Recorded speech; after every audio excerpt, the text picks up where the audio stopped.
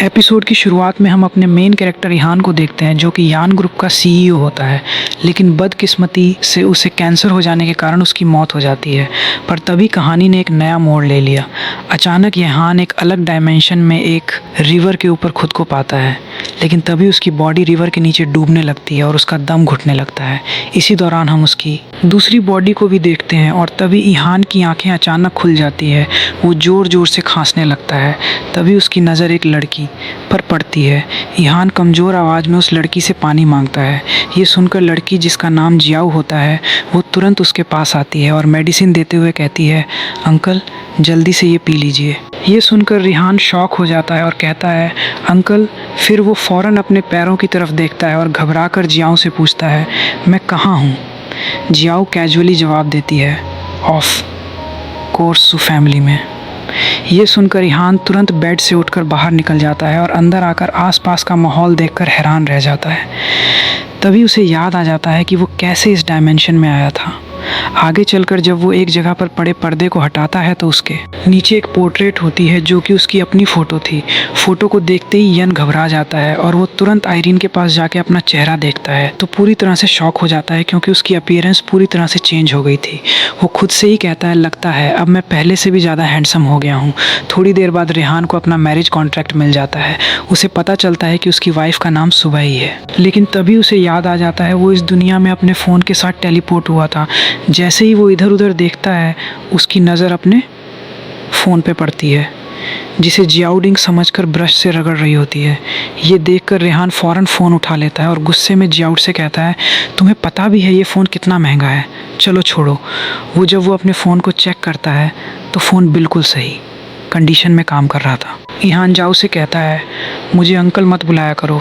इस पे जियाओ ताना मारते हुए कहती है, मुझे लगता है आप इस वर्ल्ड के सबसे लकी इंसान हो। ना आपके पास दिमाग है, ना ही पैसा, फिर भी आपको इतनी ब्यूटीफुल वाइफ मिल गई। ये सुनकर रेहान को तो जैसे मानो हार्ट अटैक आ गया हो।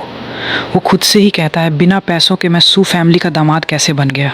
तब जियाओ बताती है, आपको मेरी आंट ने ब्लाइंड बॉक्स में से चूज़ किया था। ये सुनकर इहान कॉन्फिडेंस के साथ कहता है, मैं लकी नहीं हूँ, बल्कि तुम्हारी आंट लकी है जो उन्हें मेरे जैसा लड़का मिल गया। ये सुनकर जिया अपने मन में सोचती है, जब आंट ने अंकल की फ़ोटो देखा था तो उन्होंने फ़ौरन फ़ोटो फेंक कर वहाँ से भाग गई थी। पर तभी यहाँ जाज से पूछता है, तुम्हारी लेडी यहाँ क्यों नहीं है? शादी के बाद क्या वो मेरे सामने आने से डरती है? इस बात पर जियाओ जवाब देती है, मिसू इस वक्त फैमिली के बिज़नेस को संभाल रही है।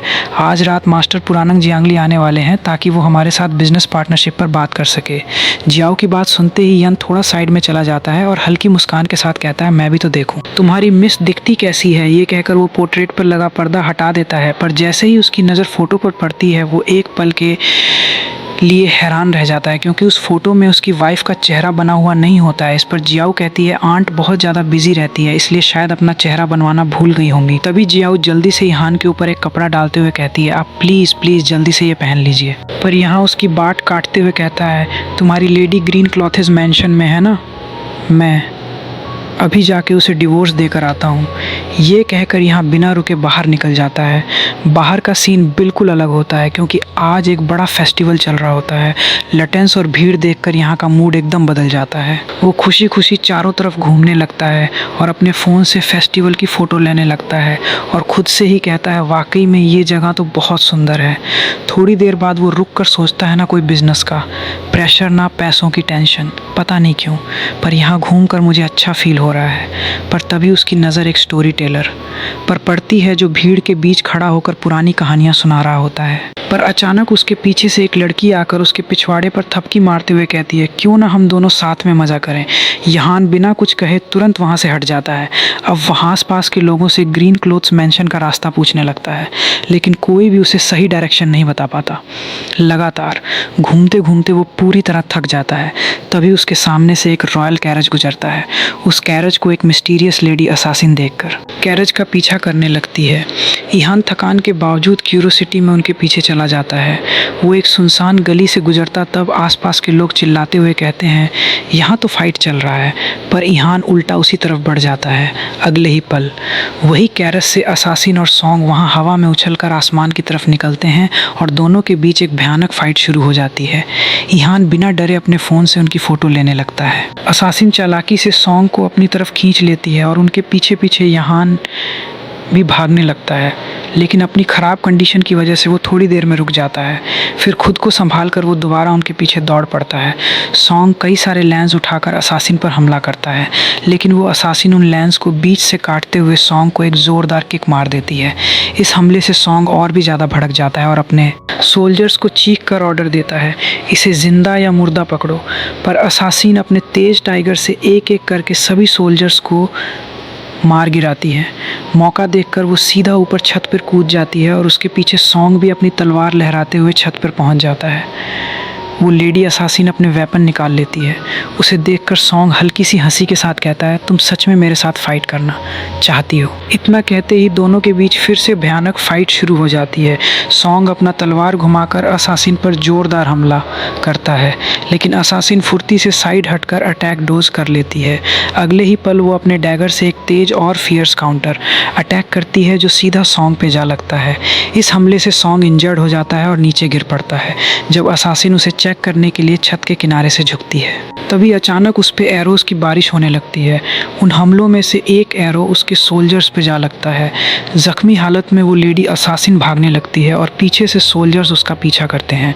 भागते भागते वो काफ़ी ज़्यादा इंजर्ड हो जाती है। तभी उसके सामने एक सोल्जर आ जाता है, लेकिन उससे पहले पीछे से इहान आता है और एक जार फेंक कर उस सोल्जर्स के सिर पे मारता है, जिससे कि वो सोल्जर्स बेहोश हो जाता है। इहान को अपने सामने देखकर वो लड़की फिर से छत से भागने की कोशिश करती है, पर इहान अपने फ़ोन से उसकी फ़ोटो लेने लगता है। कैमरा की फ्लैशलाइट देखकर वो लड़की घबरा जाती है और लड़खड़ा कर नीचे गिर जाती है। यहाँ उसे माफ़ी मांगता है और बिना कुछ कहे वहाँ से जाने लगता है। तभी उसकी नज़र ग्रीन क्लॉथ मैंशन पर पड़ती है। वो खुश हो जाता है और अंदर चला जाता है। अंदर जाके चारों तरफ देखकर इहान हैरान रह जाता है, क्योंकि वहाँ कई सारे लिटरेचर्स अपनी लिखी हुई पोएम्स और शायरी पे डिस्कशन कर रहे होते हैं। उनकी बातें सुनकर इहान कहता है, मुझे लगता है ये तो एक पोएट्री क्लब है। यह कहकर वो आगे बढ़ता है। वहीं पास में आतिशबाजी हो रही होती है, जिसे देखने के लिए इहान विंडो के पास जाता है। लेकिन जब इहान अपने फ़ोन की तरफ देखता है तो उसे अचानक याद आता है कि आज की डेट पे उसकी गर्लफ्रेंड लूफपिंग का बर्थडे है। अब कहानी उसकी बैक स्टोरी में चली जाती है, जहाँ इहान लुओपिंग के साथ उसका बर्थडे सेलिब्रेट कर रहा होता है। दोनों बहुत खुश होते हैं। इहान लुओपिंग से वादा करता है कि जब वो ज़िंदगी में सक्सेसफुल बन जाएगा तो वो उसे एक बेहतरीन ज़िंदगी देगा। लेकिन धीरे धीरे वो अपने करियर पर दिन रात फोकस करने लगता है। वो काम में इतना डूब जाता है कि उसके पास लॉपिंग के लिए वक्त ही नहीं होता। काम के प्रेशर के चलते वो लॉपिंग से बात करना तक छोड़ देता है। अचानक एक दिन वो सक्सेसफुल हो जाता है और यान ग्रुप का CEO बन जाता है। पर उसी दौरान अचानक एक दिन उसे ब्रेन स्ट्रोक आता है। डॉक्टर से पता चलता है कि उसे कैंसर है और उसके पास ज़्यादा वक्त नहीं बचा है। तब वो एक फ़ैसला करता है और लॉपिंग के पास जाके कहता है, मैं अब्रॉड स्टडीज़ के लिए जा रहा हूँ। मैं ये अपॉर्चुनिटी मिस नहीं करना चाहता, इसलिए मैंने अपनी सारी इन्वेस्टमेंट तुम्हारे नाम कर दिया है। ये सुनकर लॉपिंग को गलतफहमी हो जाती है। वो बिना कार्ड लिए चुपचाप वहाँ से चली जाती है, जिस बात का पछतावा इहान अपने दिल में ज़िंदगी भर करता रहता है। आखिर क्यों उसने लफिंग को सच नहीं बताया। इहान रोते हुए एक पोएम कहता है, रात की धारा बहती रही, पीले चौड़े में वो साथ चले, हंसी की गूंज हवा में बह गई, अंधेरी खुशबू भी चुपचाप ढलती रहे, हजारों रास्ते पर भटका हूँ मैं, इस शहर की हर गली छानी, अचानक मुड़कर जब देखा मैंने वहीं खड़ा था जिसे ढूंढती रही मेरी कहानी। उसकी लाजवाब पोएम सुनकर सारे लिटरेचर्स बड़े ध्यान से उसे नोट कर लेते हैं। एक पर्सन उसके पास आकर लास्ट लाइन कंप्लीट करने के लिए रिक्वेस्ट करता है। तभी वहाँ सुबह आ जाती है। उसे देखकर इहान अपने आप कहने लगता है, अचानक मुड़कर जब देखा मैंने एक धुंधली सी रोशनी ने नाम पुकारा। वहीं खड़ा था वो शख्स जिसने अंधेरों के बीच से मेरी ज़िंदगी को संवारा। यहाँ सुबह को देखकर धीरे से मुस्कुराते हुए कहता है, क्या तुम भी मेरे साथ यहाँ तक आ गई हो? अब हमें पता चलता है कि उसकी वाइफ और कोई नहीं बल्कि उसकी गर्लफ्रेंड होती है। तभी एक लिटरेचर सभी मेहमानों से बाहर का नज़ारा देखने के लिए कहता है, क्योंकि बाहर जश्न शुरू हो चुका होता है। जैसे ही हम बाहर का नज़ारा देखते हैं, एक बोट पर 4 लड़की ट्रेडिशनल डांस करती नज़र आती है। उनका ब्यूटीफुल डांस पूरे फेस्टिवल में जैसे नई जान भर देती है। हर तरफ खुशी का माहौल बन जाता है। लोग हंसी मजाक और तालियों के साथ उत्सव मनाने लगते हैं। अब हम दो पर्सन को देखते हैं जिन्हें लिहान का लिखा हुआ पोएम पेश किया जाता है। पोएम को पढ़कर वो पर्सन बेहद खुश हो जाते हैं। वो पर्सन और कोई नहीं बल्कि यू डायनेस्टी के लॉर्ड होते हैं। दूसरा पर्सन मुस्कुराते हुए कहता है, लगता है आज लॉर्ड किंग गॉन घर जाने के मूड में नहीं है। किंग गॉन गहरी रुचि के साथ पूछते हैं, वैसे ये पोएम किसने लिखा है? इस पर एक सर्वेंट जवाब देता है, माय लॉर्ड, ये पोएम सु फैमिली के दामाद लिहान ने लिखा है।